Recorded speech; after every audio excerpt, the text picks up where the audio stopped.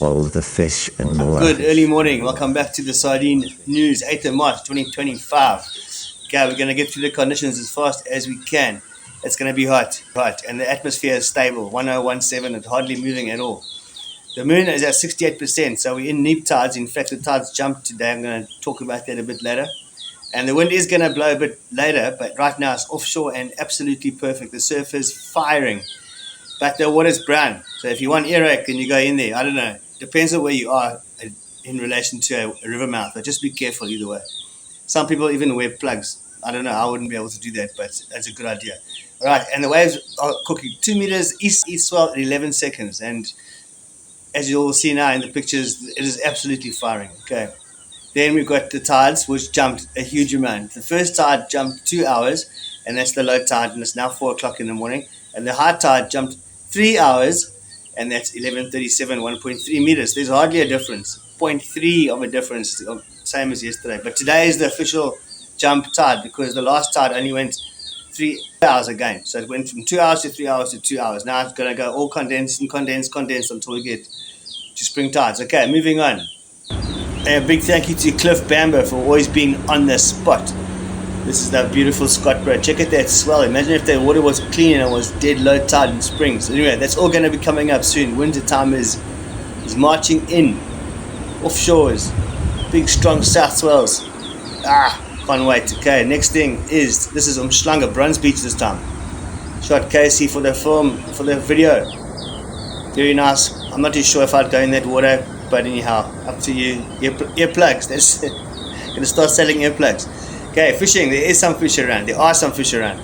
Ian Logie's been catching a couple of brunzies and all kinds of weird things in some of the patchy waters that aren't so dirty. If you just drive up and down the coast, you'll find clean patches. That's where you've got to operate. Don't go in the ANC sewage water, whatever you do. Okay, and then since there's not too much going on in Natal because of this situation, we're going to go down to Jeffreys Bay and check in with Bruce. And Bruce is giving us a fishing report. Don't forget to like and subscribe. This really counts for us.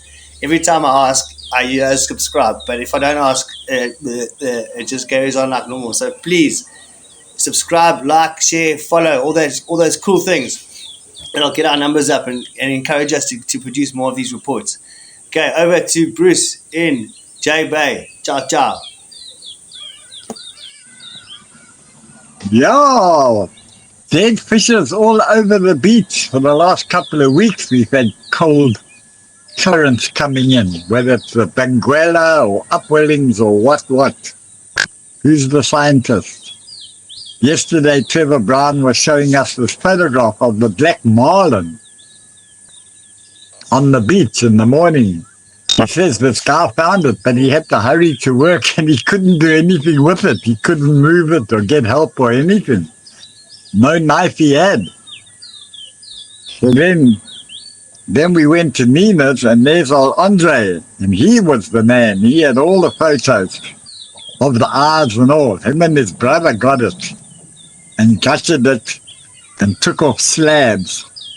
He just regrets he didn't take the belly for whatever reason. He says that's the real deal.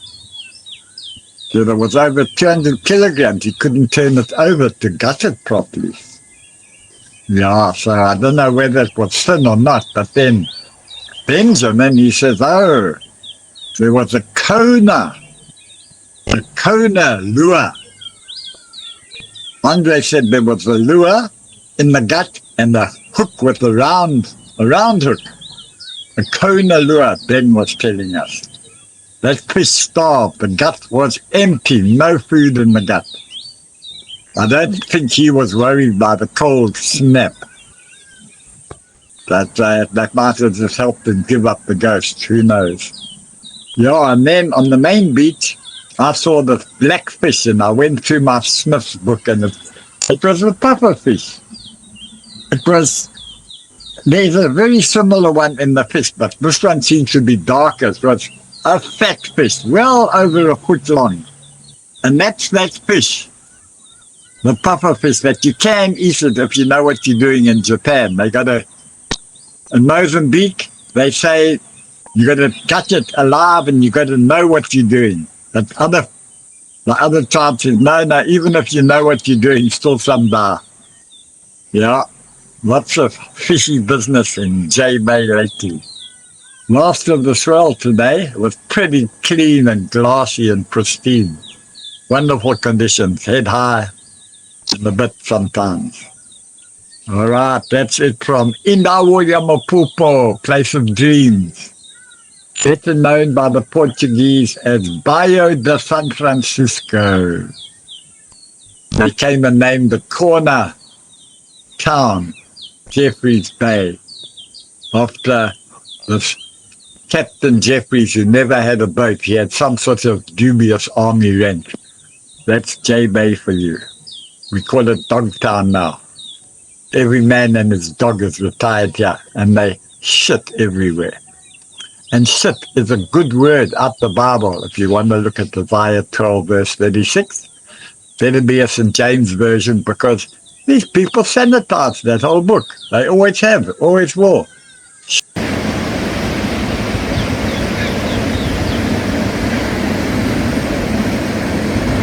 What have we got here? A Friday. Friday and JBay. Indawo Yamapupo, place of dreams. Check coins. Hey.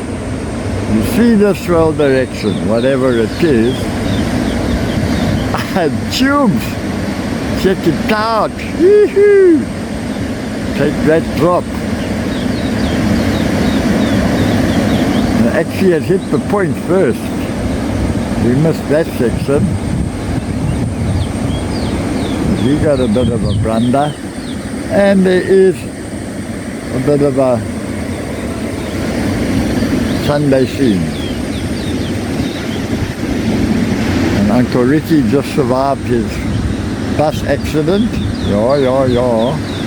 There he is. John on, aloha, shut up, buck.